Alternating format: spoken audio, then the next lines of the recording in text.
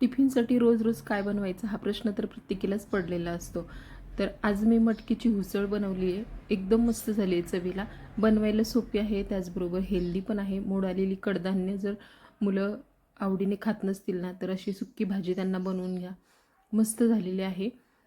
तर सगळ्यात पहिलं आपल्याला फोडणी करून घ्यायची आहे. इथे मी तेल घेतलं आहे 2 मोठे चमचे. तेल गरम झालं की छोटा चमचा मोहरी आणि छोटा चमचा जिरं घातलेलं आहे. जिरं मोहरी परतलं की लगेच ह्यात चिरलेला कांदा घालायचा.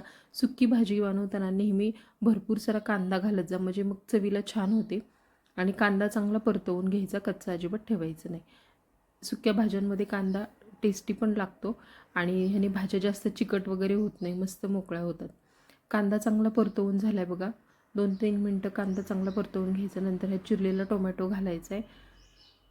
आता मटकी जर तुम्हाला शिजवायला वेळ नसेल ना, तर छोट्या कुकरमध्ये मटकी एक शिट्टी काढून शिजवून घ्या, थोडंसं पाणी टाकून, म्हणजे मग पटकन होते. ह्यात मी ठेचलेला लसूण घातला. लसूण घातल्यानंतर सुद्धा परतवून घ्यायचं.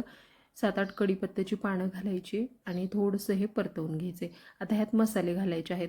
अगदी लहान मुलांसाठी जर तुम्ही बनवत असाल ना, तिखटाचं प्रमाण कमी करा. इथे मी चिरलेली मिरची घातलेली नाही आहे. हळद आणि लाल तिखट वापरले फक्त, बाकी मसाले घातलेले नाहीत. तुम्ही ह्यात आवडीप्रमाणे गोडा मसाला किंवा कांदा लसूण मसालासुद्धा घालू शकता, किंवा मग थोडासा मिसळ मसाला घाला फ्लेवरसाठी. त्याचबरोबर धने पावडरसुद्धा घालू शकता. फक्त हळद आणि लाल तिखट मी वापरलेलं आहे. आता ह्यात आपल्याला मटकी घालायची. तर ही घरीच मोड काढलेली मस्त अशी मटकी आहे बघा.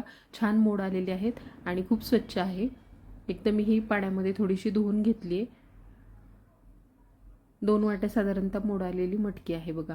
मटकी थोडी पाण्यामधून काढली की छान ताजी दिसते, त्यामुळे पाण्यामध्ये थोडीशी ही भिजवून घ्यायची. मटकी फोडणीमध्ये घातल्यानंतर अगोदर 1-2 मिनटं चांगलं असंच फोडणीमध्ये परतवून घ्यायचं, म्हणजे मग शिजवायला जास्त वेळ लागत नाही, लवकर शिजते.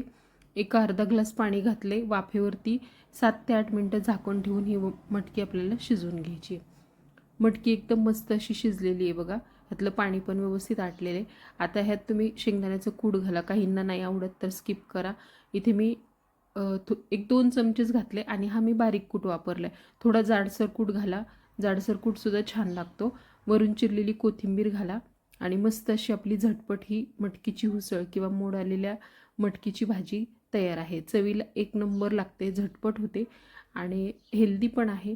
तर आवर्जून बनवा. व्हिडिओ कसा वाटला कमेंट करून सांगा. मस्त अशी ही मोडाची मटकी नक्की बनवून पहा.